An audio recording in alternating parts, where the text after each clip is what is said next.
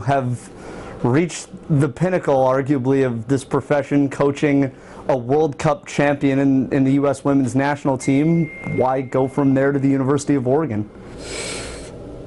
You know, I looked at it in terms of I was an assistant with that team, you know, and I looked in terms of, okay, the next piece for me is the head coaching route. And, you know, this position was open at the time, and so looked at it, you know, knew everything about Oregon from playing in the past, you know, looked at my research online, things like that, and so made the phone call, had, you know, initial conversation with the administration here, and then came on the visit and was, to be honest, was blown away by what I saw in person, and then more importantly, the people that I met here. What was the biggest thing that you knew about Oregon? I know you've coached in the Pac-12 before, but what was your impression of them back then? Athletic, you know, athletic team, you know, always a good team, tough team to play against. And then, you know, in terms of the university, you always knew it was a good school, you know, in terms of that piece, you know, from a university standpoint. And then obviously the facilities and the resources here were, you know, second to none. So it was, knew that piece, and so with that, it was, like I said, it was easy to have that conversation. So going all the way back to the start of your career playing and coaching, I looked up, did some research. You know, started with Everton and then kind of moved over. How does a Liverpudlian end up in Kentucky? Crazy. So I was end of my form of professional contract when I was 18. I didn't get taken on again, did not get my contract extended, and so at that point it was, you know, what do I do next? Do I continue to try and play?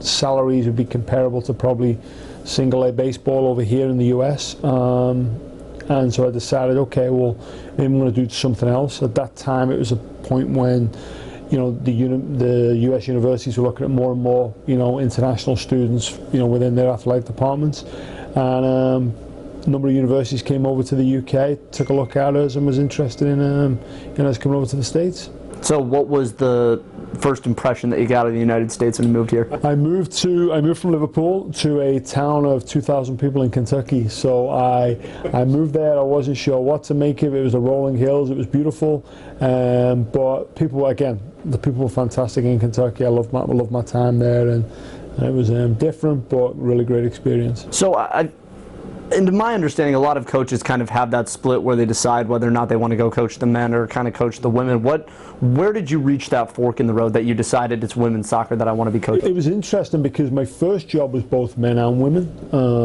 when I was a graduate assistant at my alma mater. But when I first started coaching women, I had a club team, and this is way back in 2001, 2002. I had a small club team in Kentucky. I think there were U15, U14, U15 girls. Just enjoyed it, enjoyed the interaction. You know, just enjoyed the coaching piece. Next group I had, I think, were a U15 or U16 team the following year, and you know, from there worked different camps around the country that were women's camps, and my first job was University of Nevada, and that was an assistant women's coach. So what was the best thing about coaching the women when you first got started and realizing, you know, this is the track that I want to be on for my career? I don't know. That's a really good question. I just enjoyed the interaction. You know, I enjoyed, you know, they listened. You know, they listened to what to the knowledge you were throwing out there. They enthusiastic, and so it was my first experience was very, very good, and then that, you know, set me up for the future from there. One of the things that I've heard from some of the women's coaches here is that it's different coaching women, because with men typically, everyone comes in thinking they are the best athlete on the field, on the pitch, on the court. And with women, they could be the best athlete, but they might not have that kind of confidence that men typically have ingrained. I mean, have you kind of seen that with women as far as coaching-wise, of having to build them up maybe more? For men, you have to tear them down before you do that? No, I think, you know, especially when I got to coach with the women's national team, I never look at it as, I think early on in my days, I looked at it as female athletes, male athletes, and you know, now I just look at them as athletes. They're both human beings, male or female, and so I think if you dealt on the men's side, you would deal with the same issues that you would deal with on the women's side. And so I'll just look at them as athletes in general and people in general, human beings, and you go from there. So your time with the U.S. women's team, what was the most, oh my God, I'm at this level moment that you got? 2015, the World Cup, you know, the expectation, obviously, of coaching for the US is one thing, and then the preparation and detail that goes into it. You can guarantee that any detail that you miss, or any you know, any piece that you don't cover, it gets exposed at that level just because of the level of teams you're playing against. So, you know, I was fortunate when I went in 15 that I was solely just a goalkeeper coach at that point. So my level of responsibility was outside of the goalkeepers was pretty minimal, and I think that was the right decision just because of the jump from the collegiate level up to the national team level.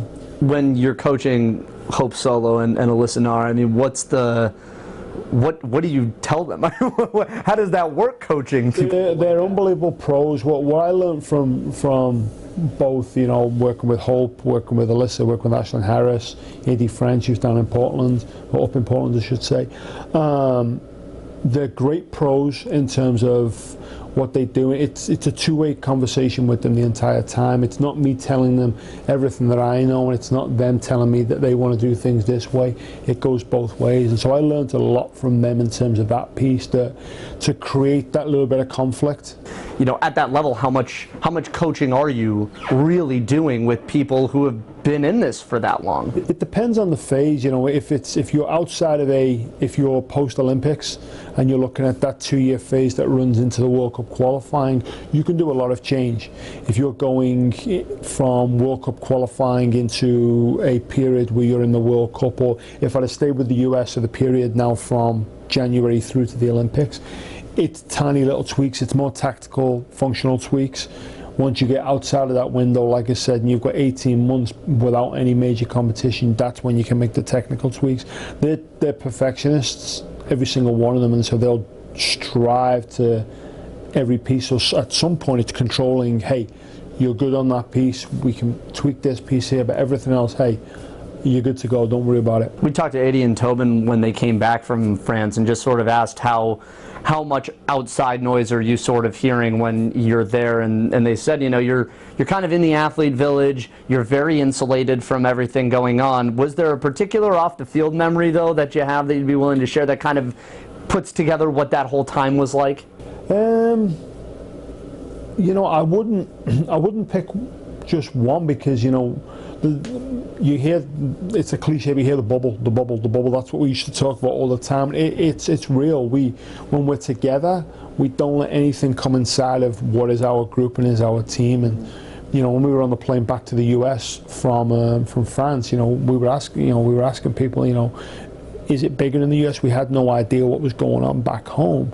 And so memory-wise, you know, there were so many off the field with the players, the day-to-day interactions and things like that with the players was phenomenal, and, you know, all the little details that we got into, and I couldn't pick one. There were just so many good memories. That ticker tape parade, I'd imagine, was a pretty crazy thing though, coming back.